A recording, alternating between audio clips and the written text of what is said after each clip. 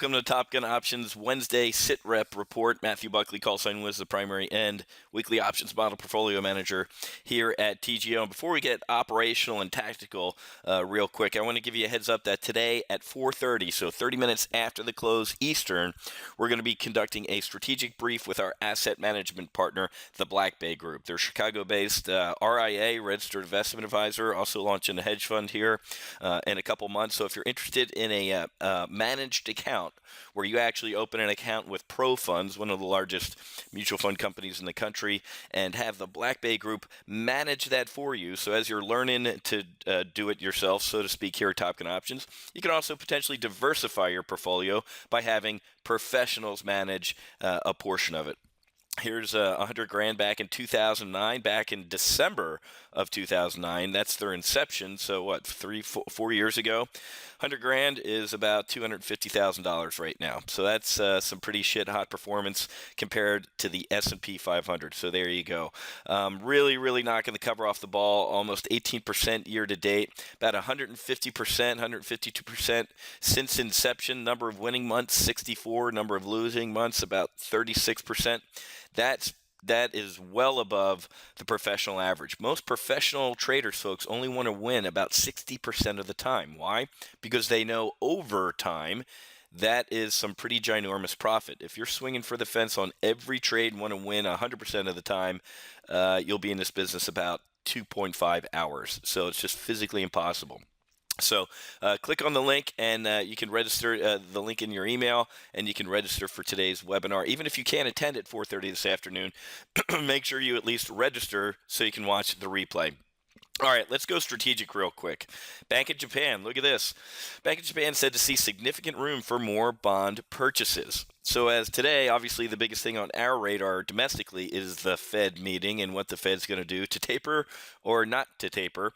Well, the Bank of Japan looks like they're going to throttle it up and add to their asset purchases. So as we've talked about here at Top Gun Options, Bank of Japan with Governor Kuroda and Abe, the Prime Minister, they're on a, pun intended, kamikaze mission. They're either going to succeed or they're going to die trying with pulling that Japanese economy and the stock market, the Nikkei, out of the doldrums. How about today, the Fed? Folks, they're either going to taper or they're not. It's a 50 delta. I love all these predictions. It's a flip of a coin. I don't think they're going to give the Christmas or give the market coal for Christmas. I don't think they're going to come out. Even if they did, it would be a symbolic taper, just a little bit of a shot across the bow, maybe easing mortgage-backed securities or treasuries, one or the other, not both, maybe $5 billion a month. If anything, they're going to say that tapers are coming if it's not right now. So get the market. I don't know if it's necessarily priced in. You saw last week how the market reacted to the potential taper this week, and it wasn't good. But that might be it. This might be a buy on the news event instead of a sell on the news event. So it's going to be very interesting. I'll obviously be glued to my Bloomberg terminal and also to the TV to see what's going on.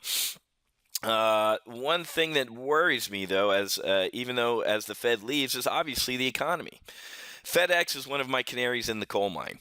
Transports tend to lead us into and out of recessions or economic goods and bads, right? People ain't shipping, commerce isn't moving, okay? Whether it's businesses or personal, people sending the G.I. Joe with the Kung Fu grip to their nephew. FedEx not doing as good as thought isn't good. I also look at the BDI, the Baltic Dry Index, with actually shippers. How is shipping doing? Okay, so FedEx not knocking the cover off the ball kind of makes me raise an eyebrow a little bit. But I've got to brief people on this because the liberal media isn't going to brief you on this. Republicans in the Senate failed to block military pensions being cut. Unfreaking believable. Okay, folks, this is, and you know what the Democrats did? They blocked the amendment to restore veteran benefits by closing an illegal immigrant welfare loophole. Fund illegal immigrants, stick it to military retirees and veterans. You can't make this stuff up, folks. Why? Why'd that happen? We're not unionized. We're not La Raza.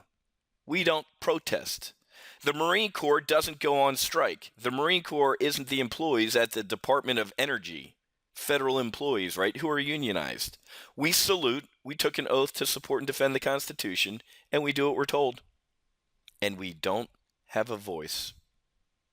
Here come the Democrats slashing not only the military, as China deploying ballistic missile submarines, deploying their first aircraft carrier, putting air defense identification zones over Japanese islands, and Russia on the other side of the equation.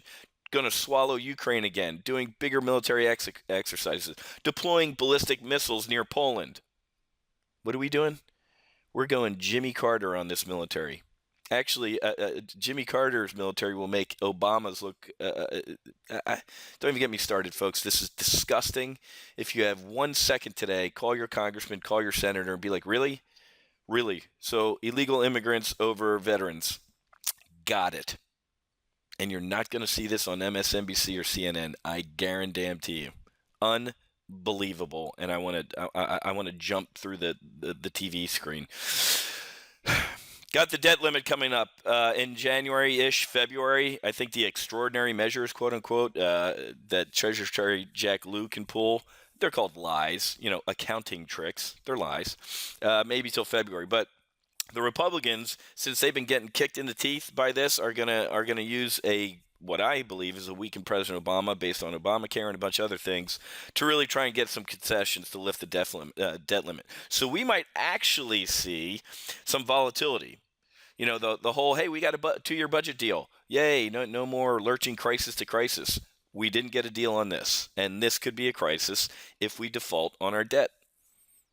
Very, very bad. So, going to be an interesting day, guys, with everything that's going on. So, I got to get to trading. Got to get ready for my 4:30 p.m. Webinar and briefing with the BlackBay Group. Make sure you're there. Make sure, because they've been doing great since inception. Had a great 2013, and you want to have a hedged portfolio. If you want to do it yourself, great.